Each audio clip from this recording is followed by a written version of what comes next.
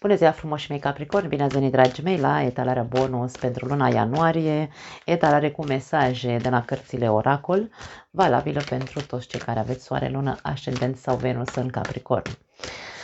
Înainte să trecem la treabă, vreau să vă urez din nou un an nou minunat și să fie un an de tranziție către 2026 cât mai ușor.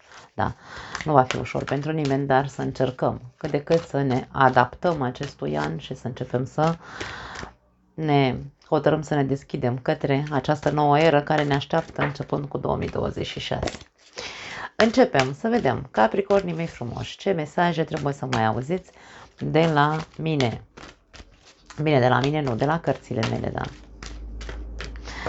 Începem. Prima carte pentru voi, exprimare emoțională. E momentul să începi să vorbești, e momentul să începi să te deschizi către comunicare de la suflet la suflet. Aici vorba despre exprimare emoțională. Nu te mai ascunde în spatele măștilor, a răcelii.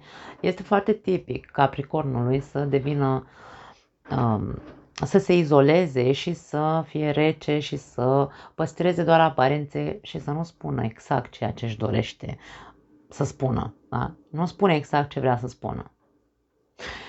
E momentul să încep să nu mai păstrezi nicio aparență. Dă măscuța jos și spune ce e în gușă și în căpușă. Cam asta simt eu aici că trebuie să faci. Respect. Asta este pentru... Acum, fă cu respect, da? Nu faci așa... Eu sunt o persoană sinceră și strântesc așa muci în fasole, cum se zice. Nu e despre asta. Da? Când vorbim despre exprimare emoțională, vorbesc din suflet. Da? Nu vreau să mai păstrez aparențe, îți spun, uite, mă simt rece, mă simt deconectat, mă simt frustrat, mă simt furios, mă simt, nu-mi place ce mi-ai zis, nu-mi place ce mi-ai făcut, nu mă mai ascund ca și cum nu mi-ai spus anumite lucruri, ci arunc masca și îți spun, nu mi-a plăcut cum mi-ai spus anumit lucru sau nu mi-a plăcut cum m-am simțit. Aici totul trebuie să fie cu respect, da? Respect față de tine, față de propria persoană, respect față de celălalt căruia ai să-i transmiți un mesaj. Foarte interesant. Și avem a te bucura. A te bucura înseamnă a te bucura de viață, a te bucura de libertate, libertatea de expresie, libertatea de... În sfârșit mă eliberez de foarte multe lucruri, mă eliberez de lucruri pe care poate le-am reprimat, de emoții pe care le-am reprimat, de măști, mă eliberez de tot. Și vreau ca de acum înainte să mă bucur de viață. Despre asta este vorba, despre a te bucura.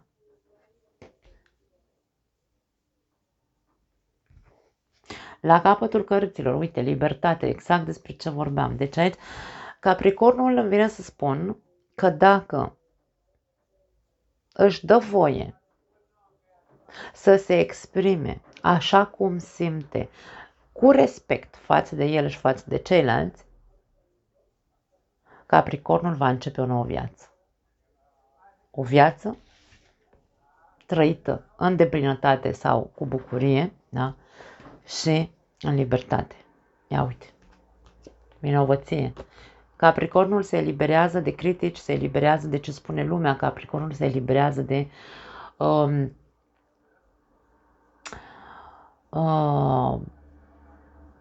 acel sentiment de vinovăție în care poate a trăit mulți ani.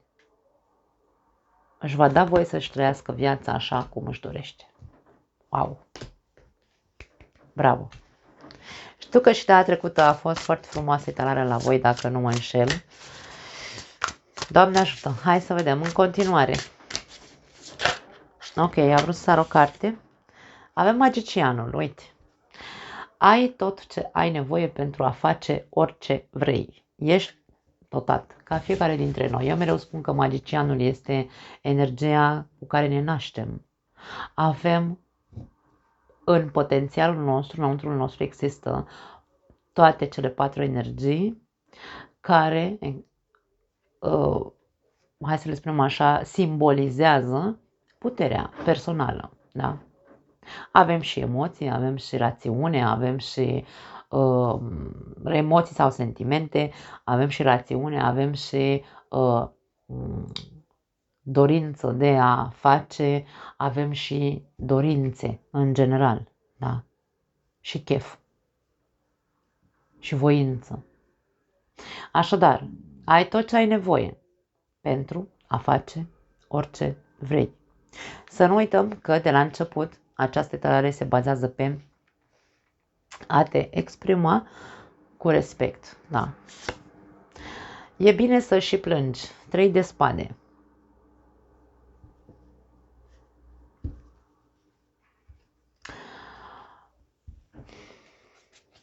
Eu sunt adepta plânsului. Cel puțin pentru noi femeile. Eu aș spune că este un soi de terapie. Dacă plângem o dată pe lună, nu pentru că am avea sau n-am avea ceva de împărțit, mă refer, nu știu, uite, noi se spune, nu mai știu cine, ce înțelept spunea, sau am ascultat eu undeva la un podcast din ăsta de psihologie, în care spunea că o femeie odată pe lună, cum noi avem ciclu menstrual și așa mai departe, odată pe lună femeia se transformă în demon. Da? Și pentru că e o chestie hormonală. Noi nu vrem săracele de noi, dar na, asta e. Dacă așa a vrut viața să ne înzestreze pe noi cu așa ceva, trebuie și noi să ne înțelegem pe noi. Și dacă femeia se transformă în demon odată pe lună, pardon, ce bine era dacă era doar odată pe an, hai să ne dăm voie să plângem. Stările emoționale prin care trecem în acele momente și chiar dacă suntem la menopauză, de exemplu, hormonii noștri toți sunt revoluționați, așa, sunt zăpăciți, avem corpul dat peste cap, da? Când simți nevoia să plângi, te-ți voie să plângi. Indiferent că ești bărbat, că ești femeie. Toți simțim, toți avem emoții. Da? Așadar, este bine să plângi. Nu e niciun fel de problemă. Poți să plângi inclusiv, uite, această persoană iese dintr-o librărie, are cartea în mână, aici avem simbolul 3 de spade, inima frântă, iese din librărie plângând, are lacrimi pe obraz. Nu știm dacă iese de acolo plângând pentru că cineva a umilit-o sau i-a spus ceva ce nu i-a plăcut despre ea, sau dacă pur și simplu a citit o carte pentru că a ieșit din librărie, a citit o carte, nu i-a plăcut finalul sau orice altceva. Aici această persoană iese plângând din acel loc. Din orice loc vei simți că îți provoacă suferință. Nu te mai abține. Da? Nu te mai abține, nu te mai ascunde. După această fațadă de stană de piatră. După acea fațadă de răceală. Ca și cum pe mine nu mă atinge nimic. Nimic nu-mi poate face rău. Nu. Dă-ți voie să plângi, e ok să plângi. Plânsul înseamnă descărcare. Descărcare emoțională, exprimare emoțională. Îmi dau voie să plâng, să mă tăvălesc. Nu e nicio problemă. Da? Poate că aici, pentru unii dintre voi, este un mesaj care vrea să pună în evidență faptul că nu vă dați voie să vă exteriorizați suferința. Și aici mesajul este punctat și spune, e bine să plângi, Capricornule. Nu e niciun fel de problemă. Avem Regina de Bâte. N-am mai văzut de mult această frumusețe de imagine. Ia uite. Regina de Bâte vine cu mesajul, înlocuiește-ți dubiile cu încrederea de sine. Orice dubiu ai împotriva ta.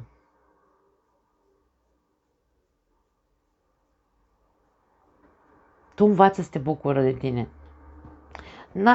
Nu-ți mai da, cum spun, nu mai permite nici ție și nici nimănui să te facă să te simți mai puțin decât ești. Regina de Bâte este energia cea mai dezvoltă și cea mai încrezătoare dintre toate cele 4 energii. Cele 4 regine, pardon, asta vreau să zic. Dintre cele 4 regine, Regina de Bâte este cea mai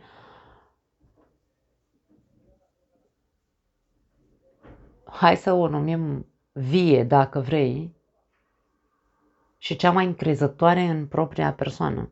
Aici avem imaginea acestei regine de bâte. Dacă ne uităm, e o persoană grăsuță, dar e o persoană cu o atitudine extraordinară și nu este singurul set de cărți în care apare așa, grăsuță. Este singura,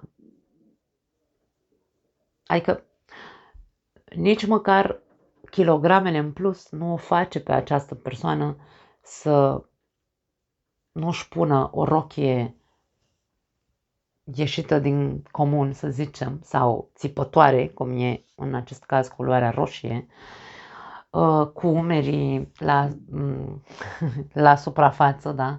Se machează, uite cât este de cochetă, se machează, își pune, deocamdată n-are tocurile scoase, dar urmează să și le pună, bineînțeles.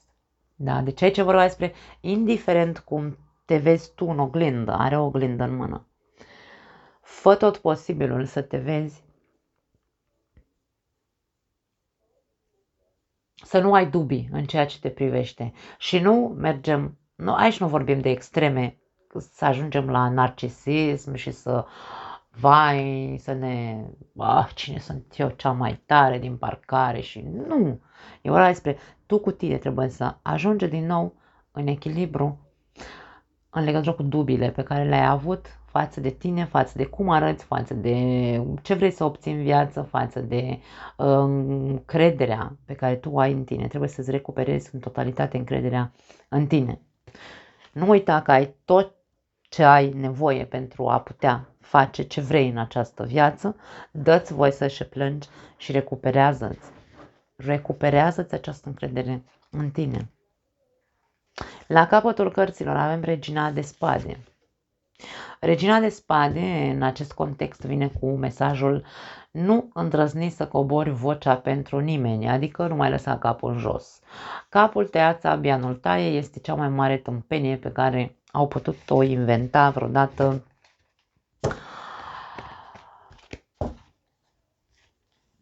această umanitate, dacă putem să numim așa, da. A fost o expresie care ne-a intrat în cap foarte de mici copii, foarte și străbunicii și stră și toată lumea din trecutul nostru au... Vine în ADN-ul nostru expresia asta, da? Capul tăiat, sabia nu... Capul plecat, pardon, sabia nu-l taie. Nu mai coborî capul pentru nimeni și nimic. Nu vorbim aici de orgoliu, nu uita că aici această etalare ne vorbește despre respect. Respectul de sine, respectul față de celălalt. Nu putem să devenim narcisiști sau egoiști sau egocentrici sau, cum să mai zice, prepotenți dacă avem în noi și păstrăm în noi acest respect. Nu putem. Întotdeauna respectul ne face să ne vedem lungul nasului, să ne vedem cu adevărat limitele, să ne vedem calitățile, să ne vedem defectele și să ne exprimăm în așa fel încât să nu ne facem rău nici nouă și nici celuilalt.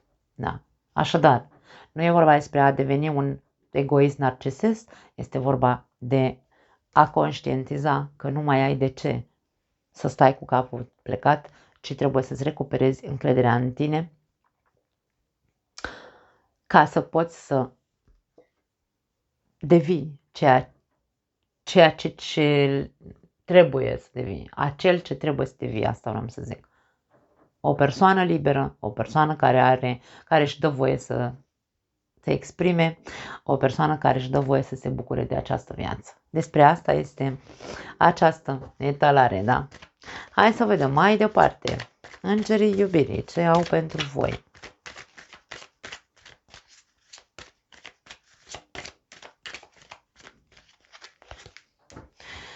Conversație cu inima deschisă, poftim.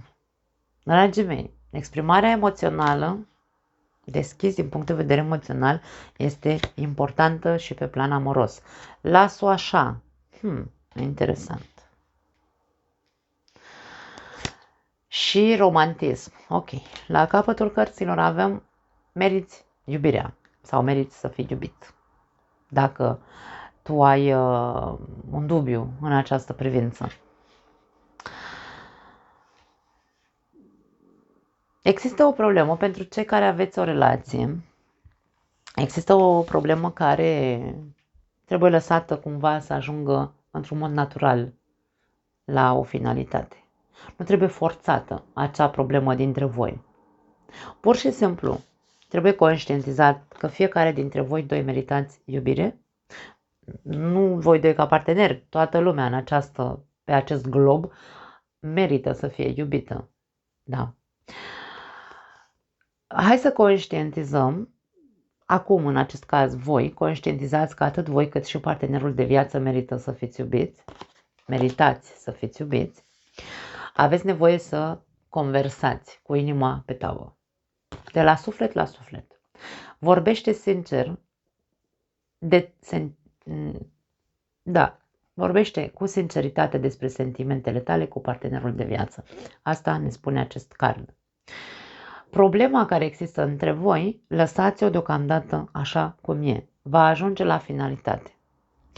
Între timp, până când această problemă va ajunge într-un mod natural să se diluieze, vine să zic. Nu știu dacă e corect în românește, să se diluieze. În fine, nu știu, mă înțelegeți, da? Puneți aici un pic, e nevoie să se pună atenția pe partea asta de apropiere sufletească și romantism. Acum nu e neapărat, hai să zicem așa, nevoie să faceți lucruri pompoase, adică să te duci să fii cel mai romantic partener acum, că e nevoie să fii mai apropiat, asta da. Da? Să fii mai atent, să fiți mai atenți, pentru că aici vorbim despre parteneri de viață, un cuplu. Aici e nevoie ca fiecare dintre voi, doi, să vină cu această parte de atenție și apropiere sufletească față de celălalt.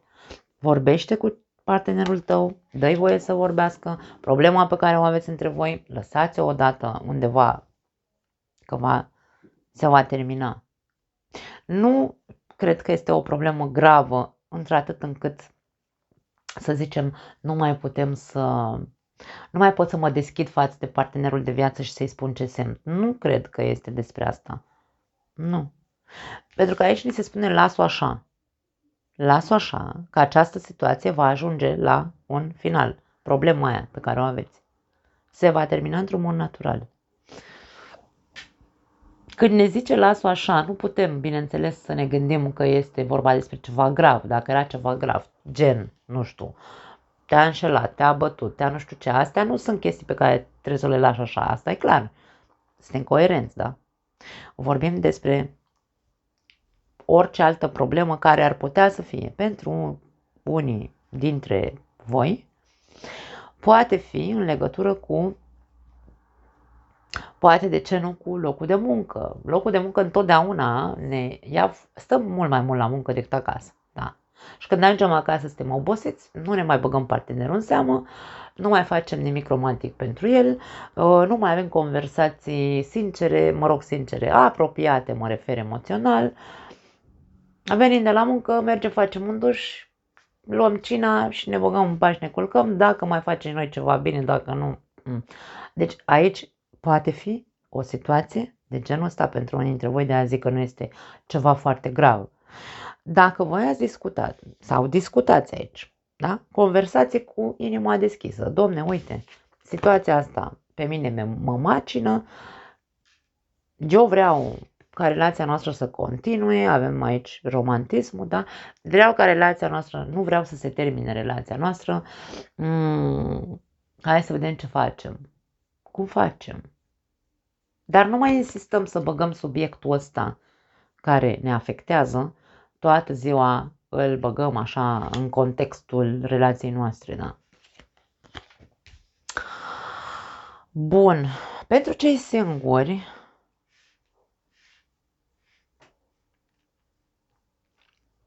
în primul și primul rând, voi trebuie să fiți conștienți că meritați să fiți iubiți. Așa cum orice altă persoană merită să-și găsească un partener care să-l iubească și pe care să-l iubească. Da?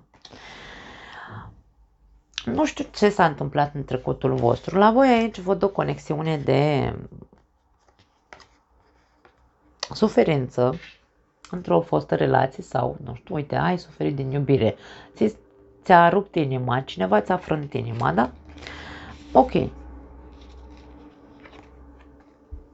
Ai plâns suficient de mult cât să zici, gata, acum m-am curățat de acea persoană? Ți-ai recuperat respectul de sine?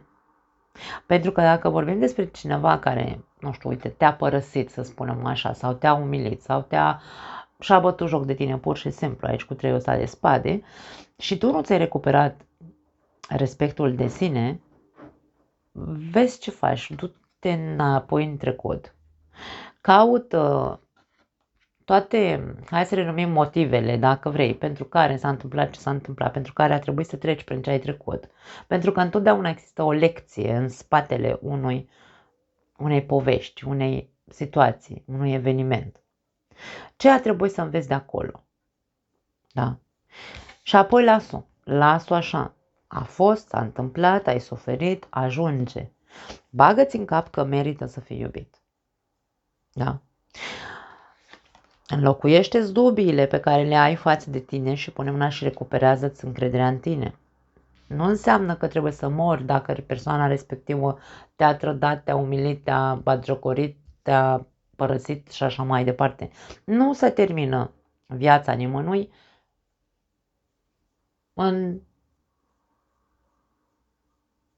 trăind un eveniment de genul ăsta. Nu!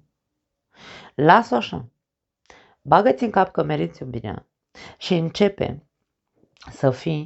începe să te deschizi din punct de vedere emoțional. Hotărăște-te sau impuneți, dacă vrei, să te bucuri de această viață în continuare, în libertate și cu inima deschisă către a întâlni persoane noi. Aici avem romantismul care ne poate vorbi despre o posibilă persoană cu care vei putea avea o relație romantică. Poate fi. Sau poate aici ne vorbește despre unii dintre voi care sunteți foarte, foarte romantici.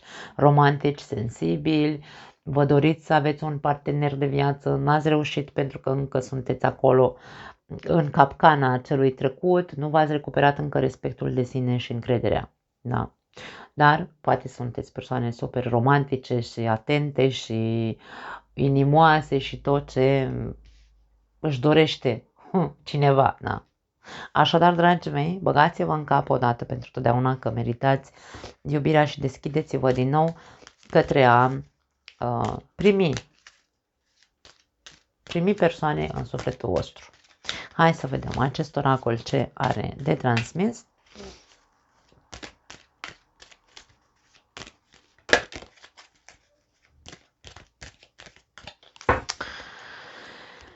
Avem triunghiul, decizie, indecizie. Ești într-o pasă, hai să zicem așa, într-o fază de nu știi cum să faci și nu știi ce să faci. Interesant. Avem iepurașul. Avem sarcină și frică. Știm că iepurele este cel mai fricos animal. Dacă ți-e frică să nu cumva să rămâi însărcinată accidental sau să rămână persoana cu care ești însărcinată, atenție, da? Există această teamă. Dacă deja sunteți însărcinate, nu sunteți decise sau însărcinați, da? Nu sunteți hotărâți dacă să păstrați sau nu copilul. Și avem bătrâna sau înțeleapta, dacă vrei. Bătrâna, aici ni se spune old woman. Tristețe și mesajul este femeie. Deci avem aici o femeie tristă. O femeie în vârstă, poate fi. Cineva din această comunitate de Capricorn pe care o avem aici este o femeie tristă, în vârstă. Nu. Aici avem bătrâna, acum eu nu știu câți ani aveți. Poate vorbim de persoane peste 65-68 de ani. Da? O persoană care probabil nu a avut o viață ușoară.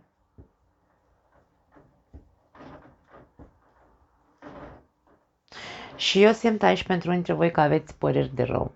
Tristețea este foarte mare. Aveți păreri de rău că n-ați făcut copii. Niciodată nu v-ați decis să faceți un copil. Și vă simt foarte triste.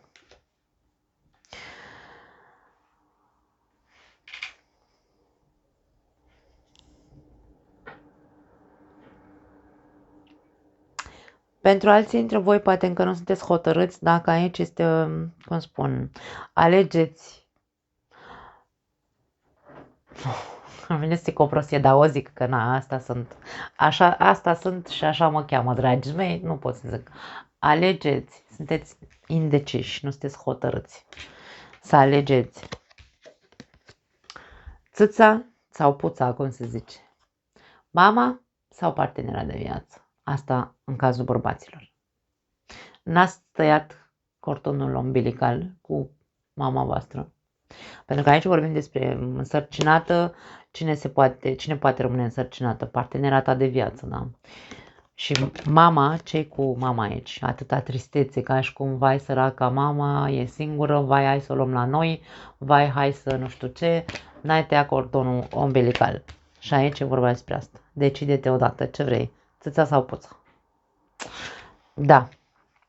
Îmi pare rău că sunt vulgară, asta eu să mai primesc niște hate-uri. Mie îmi place să primesc hate-uri, le încasez bine, nu e problemă. La capătul cărților avem roata norocului, da? Care ne vorbește despre finaluri și noi începuturi. Aici, în viața multor capricorni, începe un nou ciclu. Se schimbă vibrația. Dacă, bineînțeles, ei se deschid să se exprime și să spună ceea ce au de spus, cu respect, să nu uităm. Da? Foarte tare e talarea. Hai să vedem. Mai departe, mai avem 3 mesaje de scos pentru voi.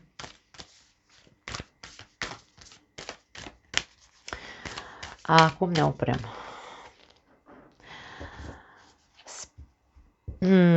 Spin, cum se zice? Na, că la voi nu-mi iese. A ieșit la Scorpion și a ieșit la Leu această carte. Nu știu dacă aveți de-a face cu, sau aveți voi multe planete în Scorpion sau în Leu. Spini. Avem 3 persoane care au trandafiri în mână. Trandafirii știm că sunt țepoși, au țepi. Și mesajul este următor. Împletește-ți coroana pe care o meriți. Ce fel de coroană crezi că meriți tu? Una care să te înțepe, care să te facă să rămâi în continuare în chinuri, sau una care să miroasă frumos? Și la celelalte zodii unde a ieșit această carte am spus aceeași, am interpretat la fel, pentru că în momentul ăsta cel puțin nu am altă stare emoțională care să nu mă facă să mă ducă cu gândul la coroana de spini a lui Iisus Hristos. Iisus Hristos a venit pe pământ să spele de păcate omenirea. Ce coroană crezi că meriți tu? Aia de mântuitor, să te speli de păcate tu sau să speli pe alții de păcate? Gândește-te ce-ți dorești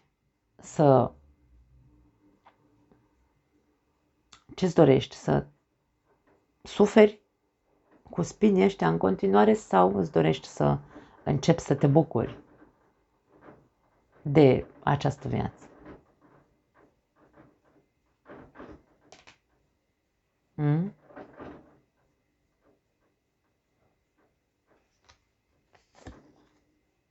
Avem Phoenix. Cum ți se pare acest final ca final fericit?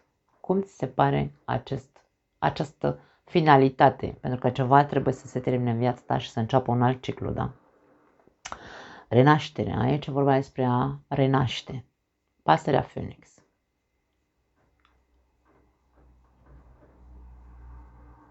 Această persoană, această carte a ieșit la Scorpion, dragii mei. Unii dintre voi aveți planete în Scorpioni. În Scorpion, pardon. Foarte tare. Sau aveți de-a face cu un Scorpion, nu știu ce să zic. Această persoană a citit o carte, o avem aici la pământ cartea, și dintr-o dată nu i-a plăcut finalul, cum s-a terminat povestea din această carte. A aruncat cartea și s-a ridicat în picioare și ca și cum se răzvrătește împotriva universului. Cum ai putut să scrii așa ceva în povestea asta? Cum ai putut să faci acest final în această poveste? Dacă ești răzvrătit cu ceva față de această viață, acest univers, nu ai de ce să... Îmi vine să zic, nu ai de ce să te răzvrătești. Pur și simplu, întreabă-te de ce nu-ți place finalul acestei etape din viața ta. Ce nu-ți place? Ce s-a terminat într-un mod neplăcut pentru tine și tu nu accepti și încă trăiești cu răzvrătirea asta interioară?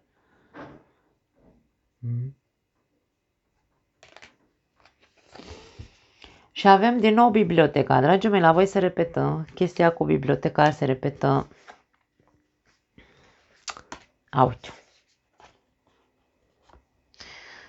Și cartea. Deci aici în toate trei cărțile avem carte. Da.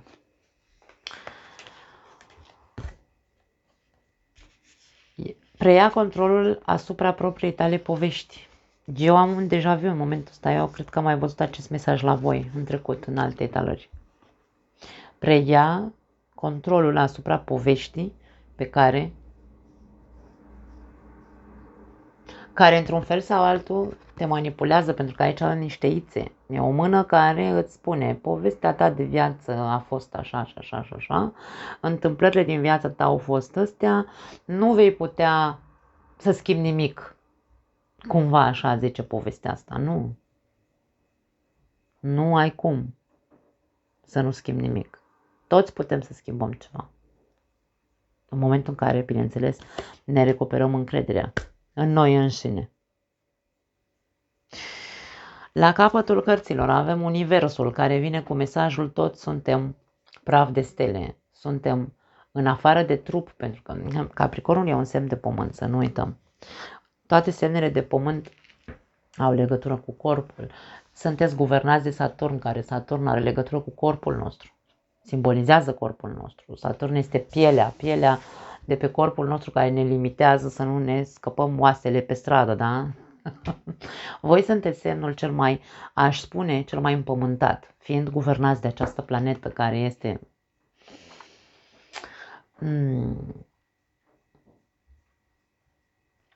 foarte, foarte realistă, da? Eu aș spune că Capricornul, din punctul meu de vedere, este cel mai realist semn de pământ dintre toate. Da.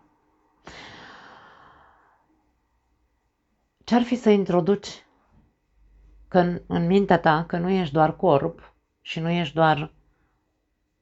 Viața nu este doar despre reguli, norme, limite, ci viața este despre libertate. Suntem și spirit, suntem și energie, nu suntem doar corp. Cu asta vreau să termin această etalare, cu acest mesaj. Introduc în universul tău mental și faptul că nu suntem doar condiționați de ce se întâmplă în realitatea noastră, ce nu suntem condiționați doar de acest corp, ce suntem condiționați și de... Suntem plini și de energie și de orice altceva ce nu e doar corp. Da. Așadar, dragii mei, nu mai am altceva pentru voi. Vă pup, ne vedem data viitoare.